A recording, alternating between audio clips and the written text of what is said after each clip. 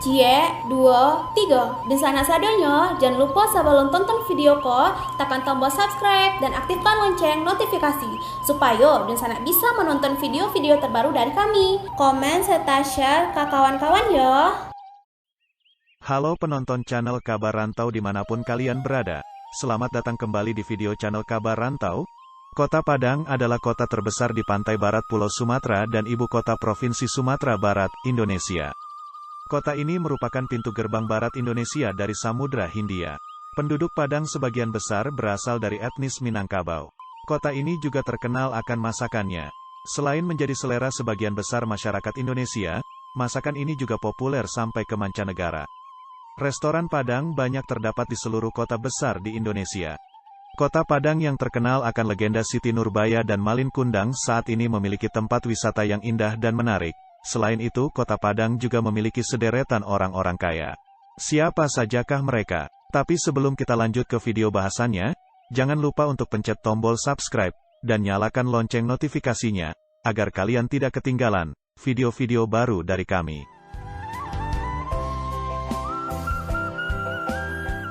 Yang pertama, Nurhayati Subakat, ia adalah pendiri Wardah Kosmetik. Beliau lahir di Kota Padang Panjang, Sumatera Barat, pada tanggal 27 Juli tahun 1950. Ia merupakan anak kedua dari 8 bersaudara. Di Padang Panjang, beliau sekolah di Pondok Pesantren Diniyah Putri, hingga kemudian beliau pindah ke Padang dan melanjutkan sekolahnya di Kota Padang. Sejak kecil, Nurhayati Subakat memiliki otak yang cerdas. Terbukti gadis Minangkabau ini berhasil diterima di Institut Teknologi Bandung, di jurusan farmasi. Di kampus itu juga ia bertemu dengan lelaki yang kini menjadi suaminya yaitu, Sabakat Hadi. Setelah menyelesaikan kuliah tepat waktu, ia kemudian pulang ke kampung halamannya di Sumatera Barat, dan bekerja di rumah sakit di Kota Padang, sebagai seorang apoteker. Setelah lama bekerja di rumah sakit, Nurhayati kemudian pindah ke Jakarta dan bekerja di perusahaan kosmetik terkenal sebagai staf quality control. Beberapa tahun kemudian, Nurhayati keluar dari tempat kerjanya karena harus mengurus anak. Dengan berbekal ilmu yang didapatkan saat kuliah dan pengalaman kerja, Nurhayati bertekad membuka usaha kosmetik yang berkualitas, dengan harga bersaing. Akhirnya, pada tahun 1985, PT Pusaka Tradisi Ibu didirikan dengan brand pertama Putri Haircare untuk profesional salon. Produk kecantikan Nurhayati mendapatkan hati bagi para konsumennya, sehingga bisnisnya terus berkembang, hingga pada tahun 1990 ia mendapatkan musibah. Pabrik dan kantor PT Pusaka Tradisi Ibu terbakar dan dililit hutang. Akhirnya, pada tahun 1995, Nurhayati kembali memulai bisnisnya dari nol. Modal awal dan gaji karyawan beliau dari tabungan suami. Mesin pabriknya kembali menyala. Beliau melakukan inovasi dengan masuk ke bisnis kosmetik. Nurhayati jitu membidik konsumen. Beliau menangkap kebutuhan para muslimah untuk tampil elegan, merias diri tanpa cemas, soal kehalalan sebuah produk. Oleh karena itu, Nurhayati meramu produk kosmetik yang kita kenal dengan nama Wardah. Wardah juga dipasarkan, dengan cara multi-level marketing. Modal dan laba yang kian banyak, digunakan untuk terus memperluas jaringan pasar. Wardah kemudian bergerak ke pasar negara tetangga, yaitu Malaysia. Kini Wardah menjadi salah satu produk kosmetik terbesar di negeri ini. Wardah, dengan PT Paragon Technology and Innovation sebagai badan hukumnya, kini menaungi setidaknya 300 item kosmetik diantaranya. Wardah, Emina, dan Makeover. Size bisnis segmen muslimah ini, kian melebar lantaran bertumbuhnya fashion muslim yang lifestyle. Berbagai penghargaan telah didapat oleh Nurhayati, diantaranya ialah pemenang Perempuan Bintang Awards 2018. Nurhayati beranggapan bahwa nama besar perusahaannya ini merupakan kerja keras dari semua pihak yang terlibat, terutama generasi muda. Kini, PT Paragon Technology and Innovation memiliki 11.000 karyawan. Usaha ini besar karena kontribusi dari para pekerjanya dan salah satunya generasi muda yang ikut menjalankan bisnis ini. Mereka yang muda ini sebagai inovator dan konseptor sehingga kami akan terus melakukan peningkatan-peningkatan di masa depan. Tuturnya. 2. Basrizal Koto. Beliau lahir di Kampung Ladang, Pariaman, Sumatera Barat. Pada tanggal 11 Oktober tahun 1959, beliau adalah pengusaha besar atau konglomerat Indonesia asal Sumatera Barat, Kota Padang. Bas Rizal atau yang biasa dipanggil Basko, sukses berbisnis di banyak bidang, diantaranya bisnis media, percetakan, pertambangan, peternakan, perhotelan dan properti. Basko yang panjang akal dan visioner, mengawali usahanya dengan berjualan petai. Perjalanan hidupnya, penuh warna dan keinginan untuk terus mengubah nasib, mengantarnya menjajal berbagai macam profesi. Kemahirannya berkomunikasi, membangun jaringan, menepati janji dan menjaga kepercayaan, akhirnya membawa kesuksesan padanya hingga sekarang, jumlah perusahaannya berjumlah 15 perusahaan. 3. Amir Rashdin atau Datuk Basa. Beliau adalah pengusaha asal Indonesia, yang bergerak di bidang properti, konstruksi, hasil bumi, dan penginapan. Amir Rashdin adalah seorang pengusaha Minangkabau yang memulai bisnisnya pada tahun 1957, dengan melakukan penjualan hasil bumi. Pada tahun 1979, dia berkongsi dengan Sofyan Ponda mendirikan Hotel Menteng 1, 2 dan 3. Pada tahun 1983 mereka berpisah, dan Amir Rashdin atau yang akrab disapa dengan Pak Datuk, mendapatkan Hotel Menteng 1 dan 2. Dari sini bisnis hotel dan resortnya terus berkembang. Di bawah kendali Hotel Menteng Group, jaringan hotelnya terus membesar hingga mencapai 15 hotel. 4. Zairin Kasim. Dr. Andes Haji Zairin Kasim, lahir di Pariaman, Sumatera Barat, tanggal 8 Agustus tahun 1945, adalah seorang pengusaha dan politisi Indonesia. Ayahnya, Sultan Kasim adalah seorang pengusaha yang mengelola perusahaan yang tersebar di Pulau Sumatera, di bawah bendera PT Sultan Kasim Ltd. Setelah menyelesaikan pendidikannya di SMA 2 Padang, Zairin melanjutkan kuliahnya di Fakultas Ekonomi Universitas Andalas, Padang. Kampus itu, ia merupakan salah satu lulusan terbaik. Zairin kemudian melanjutkan kuliahnya di Universitas Hamburg, Jerman mengambil jurusan manajemen. Zairin melanjutkan usaha yang telah dirintis ayahnya, dengan mengembangkan perusahaan yang bergerak di bidang perhotelan, rumah sakit, perdagangan umum, perkebunan dan lain-lain. Salah satu perusahaannya PT Suka Fajar Ltd, bergerak di bidang otomotif sebagai dealer Mitsubishi, juga servis dan suku cadang yang memiliki belasan outlet di beberapa wilayah Sumatera, antara lain di Padang, Bengkulu, Jambi, Pekanbaru, dan Medan. 5. Khairul Tanjung. Khairul Tanjung adalah pengusaha yang mendapat julukan anak singkong. Raja media ini memang memiliki usaha yang tak main-main. Dengan kata lain, usaha yang dimiliki beliau begitu besar dengan hasil yang menggiurkan. Nama beliau juga selalu masuk dalam jajaran pengusaha terkaya, tersukses di Indonesia. Beliau yang berdarah Minang ini lahir di Jakarta pada tanggal 16 Juni tahun 1962. Awalnya beliau kuliah sambil berbisnis dengan mengambil jurusan dokter gigi. Beliau memulai usaha berjualan buku stensilan, berjualah kaos. Ia juga membuka kios di daerah Senen Raya Jakarta Pusat yang menyediakan kebutuhan dan peralatan kedokteran dan laboratorium. Dan sekarang bisnis beliau merambah di bidang keuangan, properti, multimedia, dan lainnya. 6. Asril Das. Dr. Andes Haji Asril Das, lahir di Kota Baru, Solok, Sumatera Barat, tanggal 10 Oktober tahun 1954. Ia adalah pengusaha asal Indonesia. Asril Das, pengusaha toko buku, penerbitan, percetakan dan bisnis perhotelan. Memulai usahanya dengan menjadi tukang cukur rambut keliling, berjualan rokok, dan berkebun cabai. Ketika duduk di bangku SMP, Asril sudah diajar mencari uang oleh sang bapak dengan menjadi tukang cukur rambut, hingga menjadi tukang cukur profesional. Pada saat sekolah di SMA ia sudah punya kios cukur sendiri sambil jualan rokok dan permen. Kios cukur rambut itu berukuran 4x5 meter, terletak di pusat nagari Kota Baru, depan Masjid Raya. Asril Das menamatkan SMA di Solok pada tahun 1974. Selepas SMA, dia ingin melanjutkan ke Fakultas Ekonomi Gadjah Mada, karena ia ingin bekerja di bank. Namun tidak lolos tes masuk UGM. Gagal masuk UGM, Asril berkeinginan masuk Sekolah Perhotelan NHI di Bandung. Namun ia memilih membatalkan masuk NHI, karena uang kuliahnya mahal. Akhirnya atas saran dari teman-temannya, dia memutuskan masuk tes IKIP Bandung jurusan Ekonomi Perusahaan. Dari usahanya di kampung halaman, dan ditambah modal pemberian sang ayah, Asril Das berangkat merantau ke Tanah Pasundan, Bandung pada 1974. Sambil kuliah di IKIP Bandung, dimulailah bisnis di rantau orang. Modal awal berbisnis hanya 40.000. Uang ini adalah sisa belanja kehidupan saya sejak Oktober tahun 1974 hingga April tahun 1975 serta sisa pembayaran uang kuliah di IKIP Bandung, tuturnya. Di rantau orang, Asril Das muda melalui perjalanan pahit getir kehidupan. Bisnis pertama sambil kuliah yang dilakukannya adalah menerima ongkos mengetik paper, main tenis, mengajar mengaji di masjid kampus. Selain itu, ia menjual buku ke teman-teman kuliahnya. Buku-buku itu dibelinya dari toko buku. Usahanya kemudian terus meningkat. Tahun 1978 ia memiliki kios buku di Cikapundung, Bandung. Setelah melalui berbagai perjalanan sulit dalam kehidupannya, ia menjadi pengusaha sukses. Toko buku, penerbitan, dan percetakannya tersebar di Bandung, Medan, Padang, dan Solok.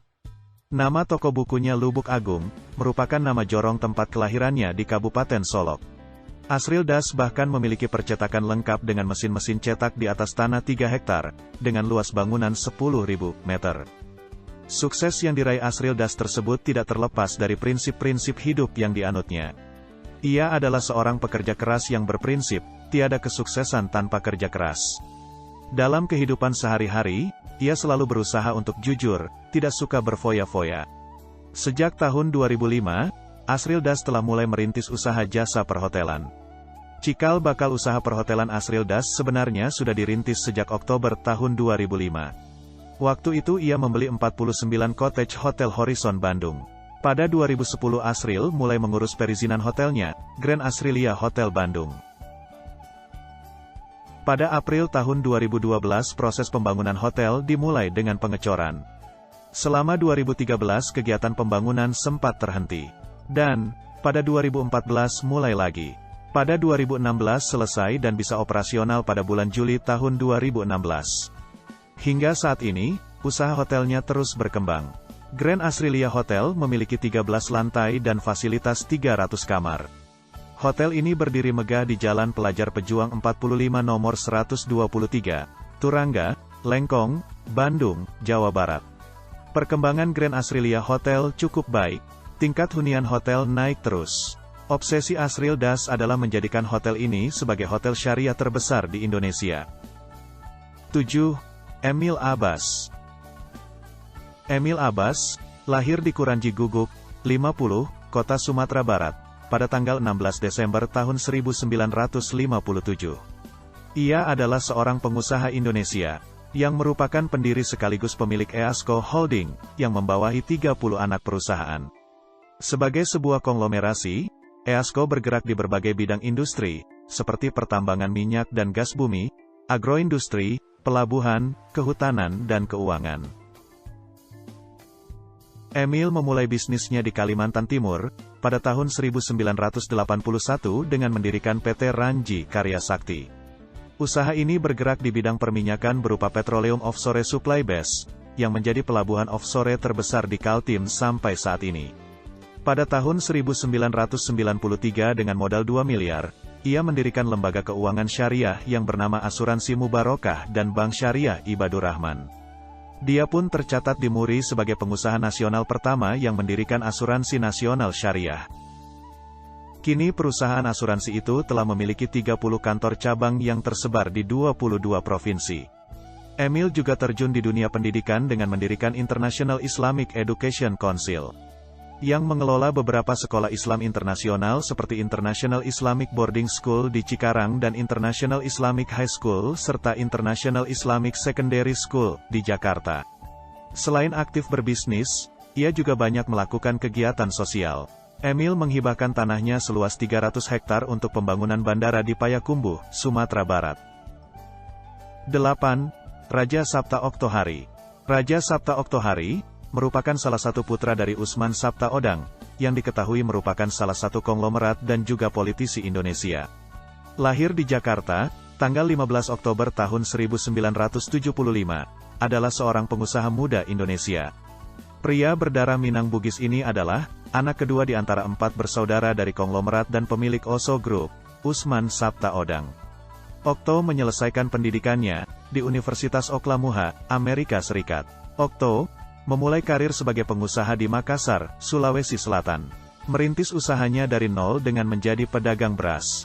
Bisnisnya kemudian berkembang sampai di Kalimantan. Okto juga membuka sebuah perusahaan penerbangan yang melayani penerbangan eksklusif, bersama teman-teman kongsinya. Sementara di bidang sekuritas, Okto menancapkan kukunya lewat perusahaan, PT Investama Surya Optima yang sudah tersebar di banyak kota besar di Indonesia. Tidak berhenti di situ saja, bisnis Okto juga berkembang di pertambangan. PT Renaissance Sinergi Optima adalah perusahaan yang bekerja sama dengan dia. Ia terpilih menjadi Ketua Umum HIPMI periode 2011 sampai 2014 menggantikan Erwin Aksa pada Musyawarah Nasional Munas yang dilaksanakan di Makassar, Sulawesi Selatan pada tanggal 20 Oktober tahun 2011. Pada tahun 2016, ia dipercaya menjadi Chief de Mission kontingen Indonesia untuk Olimpiade Rio 2016 di Brazil. Selanjutnya, pada tahun 2018, ia dipercaya menjadi Ketua Komite Asian Para Games. Lalu Okto terpilih menjadi Ketua KOI atau Komite Olimpiade Indonesia, periode 2019 sampai 2023, menggantikan Erick Thohir. 9. Kamarudin Meranun. Kamarudin Meranun lahir di Kuala Lumpur, Malaysia, pada tahun 1961. Ia adalah seorang pengusaha asal Malaysia. Saat ini ia menjabat sebagai Chairman AirAsia dan CEO Tun Group. Orang tuanya merupakan perantau Minangkabau yang berasal dari Guguak Rendah, Agam, Sumatera Barat. Dia memperoleh gelar diploma aktuaria dari Universitas Teknologi Mara, Malaysia, serta memperoleh penghargaan pelajar aktuaria terbaik dari Life Insurance Institute of Malaysia pada tahun 1983. Pada tahun 1986, dia memperoleh gelar sarjana keuangan dari Universitas Central Michigan dan setahun kemudian meraih gelar MBA dari universitas yang sama. Sebelum bergabung dengan AirAsia, Datuk Kamarudin bekerja di Arab, Malaysian Merchant Bank dari 1988 hingga 1993 sebagai manajer portofolio, mengelola dana investasi nasabah institusional dan individu bernilai tinggi. Pada tahun 1994, ia ditunjuk sebagai eksekutif direktur di perusahaan Inosaba Executive Management. Pada tahun 2001 bersama Tony Fernandes, dia mendirikan Tun Group dan maskapai AirAsia, di mana dalam perusahaan penerbangan tersebut ia menjabat sebagai direktur. Pada tahun 2004 ia duduk sebagai eksekutif direktur, dan kemudian menjabat sebagai Deputi CEO pada tahun 2005. Kamarudin ditunjuk sebagai Chairman AirAsia pada tahun 2013, dan 2 tahun kemudian juga menjabat sebagai CEO AirAsia. Saat ini dia juga menjadi board member klub sepak bola Queen's Park Rangers FC.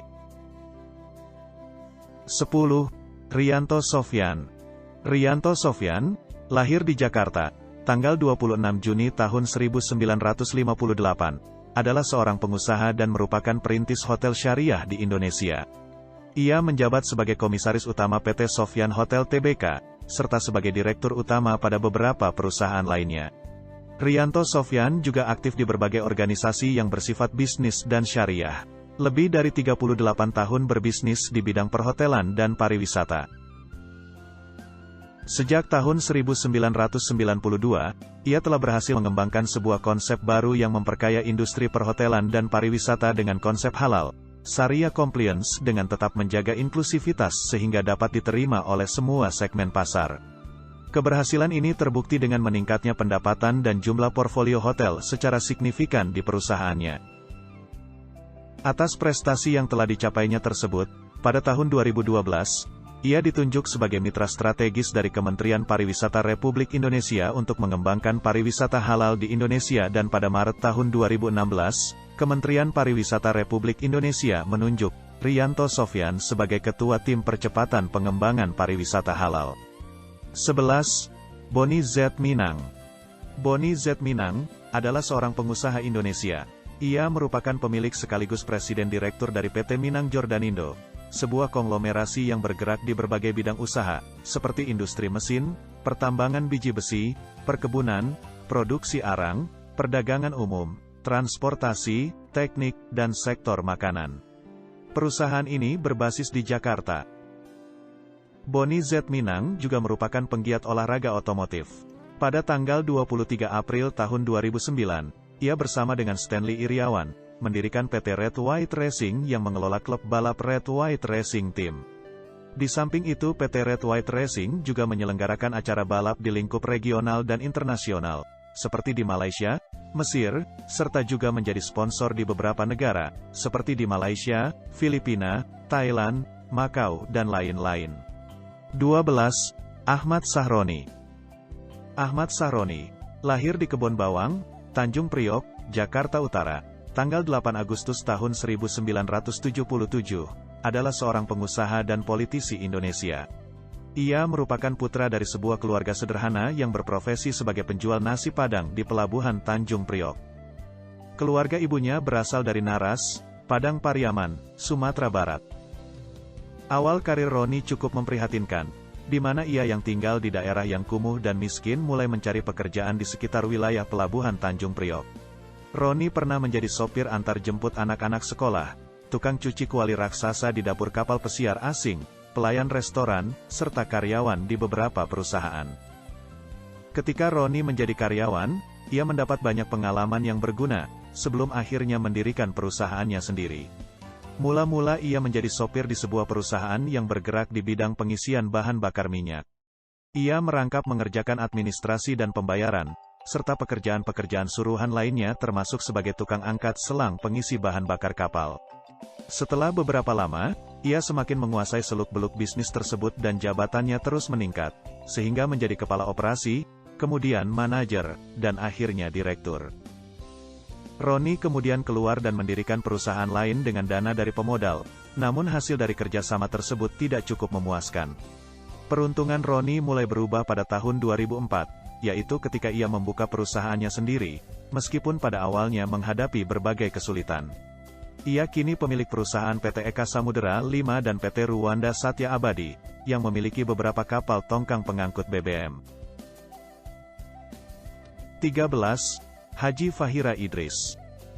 Haji Fahira Idris, lahir di Jakarta, tanggal 20 Maret tahun 1968, adalah seorang politikus, anggota Dewan Perwakilan Daerah atau DPD RI juga pengusaha dan aktivis Indonesia. Walaupun memimpin beberapa perusahaan lainnya, tetapi ia lebih dikenal sebagai pengusaha parsel dan bunga. Perusahaan parsel yang dijalankannya dimulai dari skala kecil waktu masih jadi mahasiswa di Fakultas Ekonomi Universitas Indonesia bersama teman-temannya. Usaha parselnya yang dinamai Nabila juga ditawarkan secara online. Fahira merupakan putri sulung dari Fahmi Idris, yang berdarah Minangkabau, seorang konglomerat dan politisi senior Partai Golkar, yang pernah menjabat Menteri Tenaga Kerja Indonesia pada pemerintahan Presiden Habibie dan sebagai Menteri Perindustrian Indonesia pada pemerintahan Presiden Susilo Bambang Yudhoyono.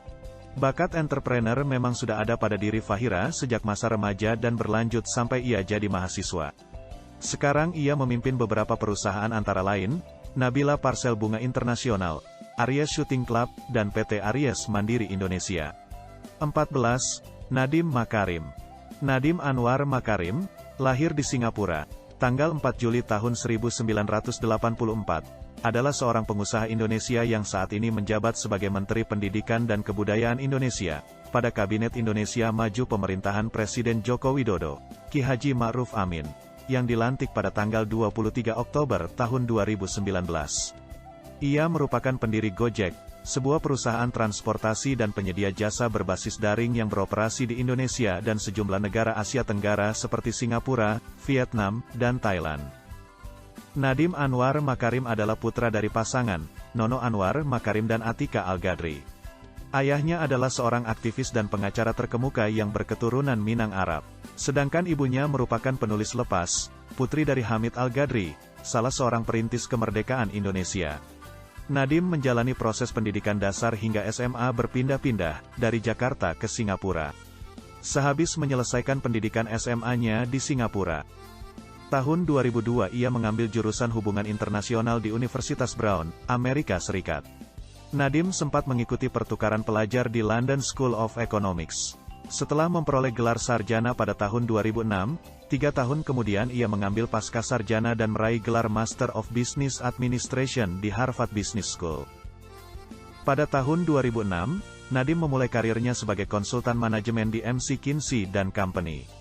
Setelah memperoleh gelar MBA, ia terjun sebagai pengusaha dengan mendirikan Zalora Indonesia. Di perusahaan tersebut ia juga menjabat sebagai Managing Editor. Setelah keluar dari Zalora, ia kemudian menjabat sebagai Chief Innovation Officer Kartuku, sebelum akhirnya fokus mengembangkan Gojek yang telah ia rintis sejak tahun 2011. Saat ini Gojek merupakan perusahaan rintisan terbesar di Indonesia. Pada tanggal 22 Oktober tahun 2019, Nadiem secara resmi menyatakan bahwa dirinya mengundurkan diri sebagai Direktur Utama Gojek setelah pagi harinya dipanggil oleh Presiden Joko Widodo ke Istana Negara. Pada tanggal 23 Oktober tahun 2019, Presiden Joko Widodo mengumumkan kabinet menterinya dengan Nadiem sebagai Menteri Pendidikan dan Kebudayaan. Terakhir, Ade Rizky Pratama. Ade Rizky Pratama, lahir di Bukit Tinggi, tanggal 8 November tahun 1988. Lahir sebagai anak sulung dari seorang pengusaha sukses di Sumatera Barat, Haji Nelson Septiadi. Ayahnya adalah pemilik PT Niagara Fantasy Island, pemilik pasar swalayan Niagara, dan pendiri pesantren Al-Quran Center. Keberadaan ayahnya ini tidak membuat Ade Rizky Pratama menjadi anak yang angkuh dengan kekayaan ayahnya yang ia nikmati dari kecil. Sejak kecil Ade sudah dididik oleh ayahnya untuk tetap rendah hati, bersahaja, peduli kepada banyak orang dan tidak pernah melupakan Tuhan. Ade mengenyam pendidikan dasar hingga menengah di kota kelahirannya. Ia bersekolah di SD Islam Masyitoh, SMP dan SMA Negeri 6 Bukit Tinggi. Lulus sekolah menengah, pada usianya yang ke-19 tahun, Ade memberanikan diri meninggalkan orang tuanya untuk melanjutkan kuliah di Jakarta. Ade mengambil jurusan ekonomi di Universitas Trisakti. Meski jauh dari pengawasan orang tua, Ade tetap menyelesaikan kuliah tepat pada waktunya. Bahkan setelah selesai S1-nya, ia melanjutkan S2 di kampus yang sama. Pada usia 25 tahun, ia sudah berhasil meraih gelar magister. Selain belajar, Ade juga terlibat dalam kegiatan mahasiswa. Ia menjadi pengurus Himpunan Mahasiswa Jurusan Manajemen, Universitas Trisakti Jakarta 2009. Selain menjabat sebagai komisaris, Ade menjadi Direktur PT Nesokama Ramanda Utama di Bukit Tinggi dan juga PT Konstaeya Industri Bekasi Jawa Barat 2012. Selain berkecimpung di dunia bisnis, Ade tertarik juga dengan dunia politik dan menjatuhkan pilihannya ke Partai Gerindra, partai besutan Prabowo Subianto. Pada pemilu 2014, Ade Rizky terpilih menjadi anggota DPR RI periode 2014 sampai 2019. Ia terpilih dari Dapil Sumatera Barat II dan duduk di Komisi 5, Perhubungan, Pekerjaan Umum, Perumahan Rakyat, Pembangunan Pedesaan dan Kawasan Tertinggal, Meteorologi, Klimatologi, dan Geofisika. Itulah orang terkaya yang berasal dari Minangkabau. Tidak terasa kita sudah di penghujung video. Sekian pembahasan kita mengenai orang terkaya yang berasal dari Minangkabau. Jangan lupa untuk like, komen dan subscribe. Semoga video kali ini bisa menambah pengetahuan penonton channel Kabar Rantau sekalian. Terima kasih sudah menonton, sampai jumpa di video menarik lainnya.